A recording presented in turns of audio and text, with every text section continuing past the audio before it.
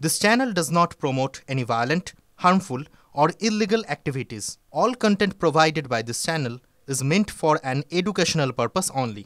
Top quality और consistent performance के लिए सिर्फ सिल्वर पंप नाम याद रखना। দুর্গাপুরে কিশোরীকে ধর্ষণের অভিযোগ। দুর্গাপুর ইএসআই হাসপাতালে তুমুল উত্তেজনা।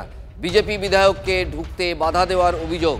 হাসপাতালে ভর্তি নির্যাতিতা, দাবি বিজেপি বিধায়ক লক্ষণচন্দ্র ঘড়ুইয়ের। সব সত্যি সামনে চলে আসার ভয়ে আটকানো হচ্ছে তাকে, এটাই দাবি ওই বিজেপি বিধায়কের। দলের মহিলা মোর্চার নেত্রীদেরও বাধা দেওয়া হয় হাসপাতালের গেটে, এটাই তাদের অভিযোগ। হাসপাতালের এক কর্মীকে ঘিরে তুমুল বিক্ষোভ বিজেপি কর্মী সমর্থকদের। পরিস্থিতি নিয়ন্ত্রণে আনতে ঘটনাস্থলে গিয়েছে পুলিশ। একটা অসুস্থ মানুষের কাছে বিধায়ক যাবেন কেন? হ্যাঁ, কোনো তথ্য গোপনের ব্যাপার নেই। এটা অত্যন্ত অবাঞ্ছিত ঘটনা। দুর্গাপুরে সাধারণত এসব ঘটনা হয় না। ব্যাপারটা প্রশাসন দেখছে। আমাদের কোনো পেশেন্ট যদি পুলিশ কেসের আন্ডারে ভর্তি থাকে, আমরা সেক্ষেত্রে পুলিশের পারমিশন বা কোর্টের পারমিশন ছাড়া আমরা ঢুকতে দিতে পারি না। আমার বিধানসভার এলাকার একজন মহিলা বাঁকুড়াতে যে নিয়ে পড়ে 4 জন যুবক মিলে ধর্ষণ করেছে, সে সিরিয়াস অবস্থায় ইএসআই ভর্তি আছে। আমি খবর পেয়ে দেখা করতে এসেছি। সুপার বলছেন আসানসোলে আছি, এখানে বলছেন দেখা করতে যাবে না, আমরা সেল থেকে ছাড়বো। সুপারকে বলছি সাবধান হন, যদি না হবেন দুর্গাপুর রাস্তাঘাট বন্ধ করে দেবো, স্তব্ধ করে দেবো, পুলিশ করতে পারে।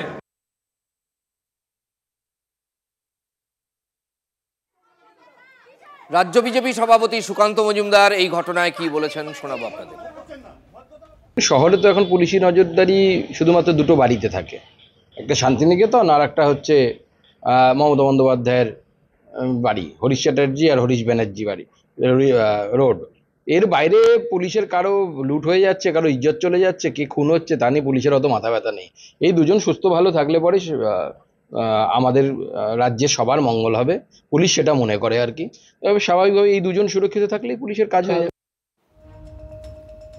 আসছি পরের খবরে। বিজেপির গোষ্ঠীদ্বন্দ্বে দাঁতনে তুলকালাম কাণ্ড। মণ্ডল সভাপতি নির্বাচনে তুমুল উত্তেজনা, ভেস্তেই গেল বিজেপির মণ্ডল সভাপতি নির্বাচন। বিজেপির মেদিনীপুর সাংগঠনিক জেলা সভাপতি সুদাম পণ্ডিতের বিরুদ্ধে অভিযোগ দলেরই একাংশের কর্মীদের। একটা মণ্ডল সভাপতি নির্ণয় করার চেষ্টা করেছিলেন, আমরা জাস্ট বাধা দিয়েছি, আর কিছু না। আমরা চাইছি উনি আসুন, জেলা সভাপতি আমাদের দাঁতনে আসুন, এসে এখানে মণ্ডল 61 জন শক্তি প্রমুখ, বুথ সভাপতি এবং অ্যাক্টিভ মেম্বার সবাইকে আমরা ডাকবো। সেখান থেকে যে নাম উঠে আসবে আমরা সাধুবাদ জানাবো, দুহাত তুলে সমর্থন করব। কিন্তু এইভাবে আমাদেরকে অন্ধকারে রেখে, মণ্ডলকে অন্ধকারে রেখে এইভাবে করা যাবে না।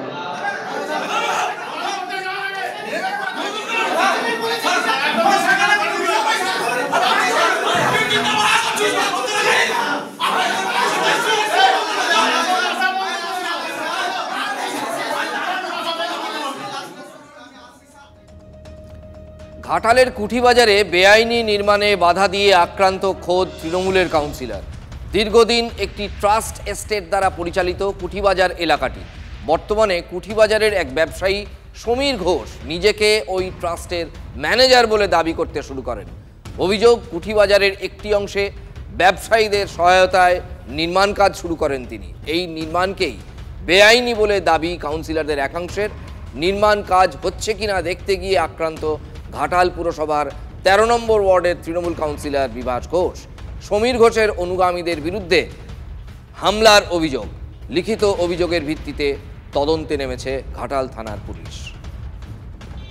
হলুদ তিরপল দিয়ে চতুর্দিক ঢেকে দিয়েছে। আমি সেটা খুলে দেখলাম যে কাজ হচ্ছে।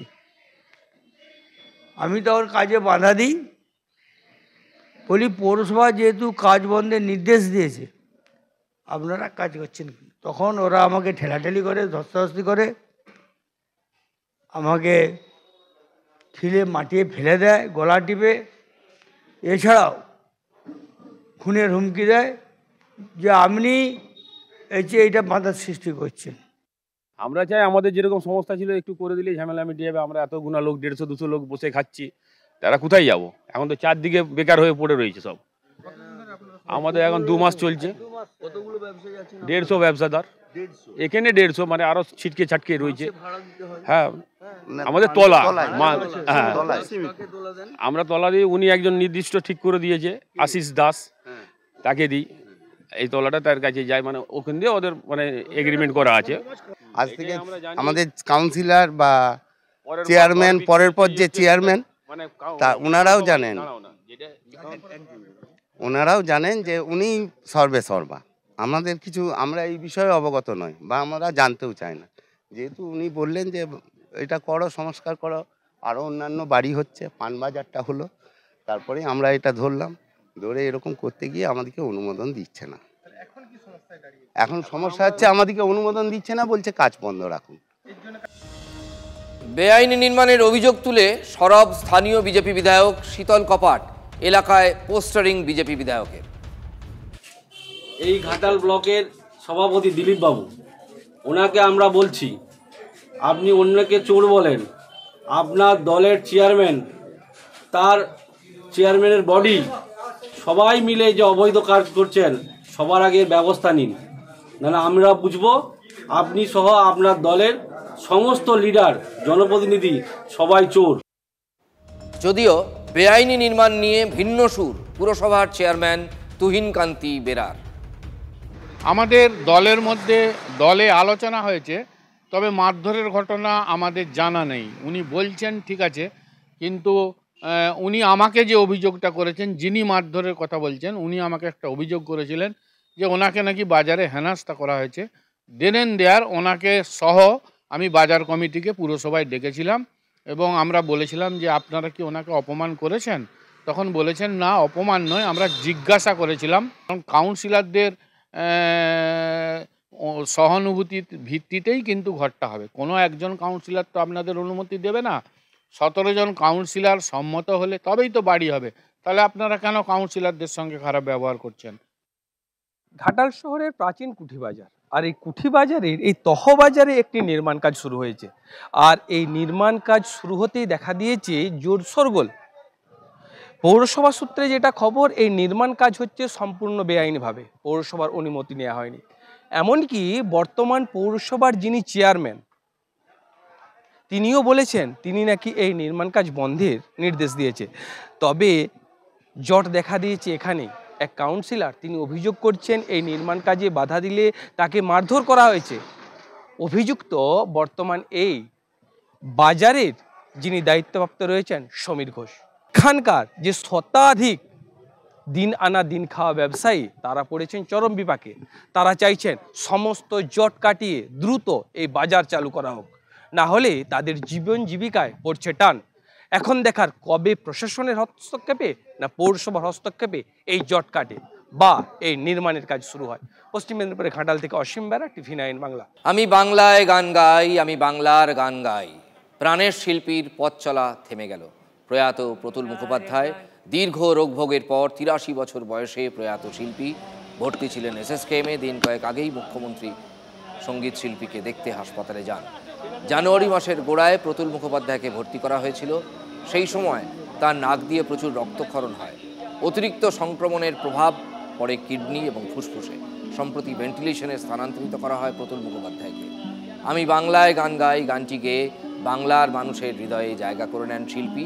আরও অনেক গান গেয়েছিলেন, তবে এই গানটা যখন তার কণ্ঠে কেউ শুনতো, তখন বাঙালি হিসেবে, বাংলার মানুষ হিসেবে একটা ট্রান্সের মধ্যে চলে যেত, একটা ঘোরের মধ্যে চলে যেত। নিঃসন্দেহে এ কথার কোনো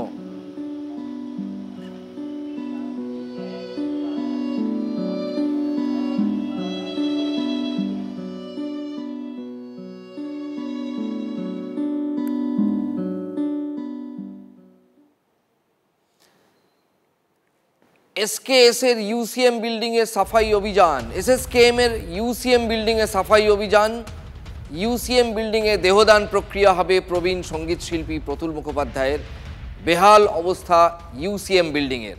প্রবেশপথের মুখেই খানাখন্দ, বিল্ডিং লাগোয়া নীল সাদা দেওয়ালে পান গুটখার পিক, দেওয়ালের গায়ে রাখা ইটের স্তূপ। UCM বিল্ডিংয়ের নিচে রয়েছে ক্যান্টিন। সেই ক্যান্টিনের আলু পেঁয়াজের বস্তা, সবজি, রেফ্রিজারেটরও বিল্ডিংয়ে ঢোকার মুখে ডাঁই করে রাখা। এই ছবি দীর্ঘদিনের। আজ শিল্পীর মরদেহ আনার আগে বিল্ডিং পরিদর্শনে গিয়ে এই ছবি দেখে চক্ষু চড়ক গাছ SSKM কর্তৃপক্ষের।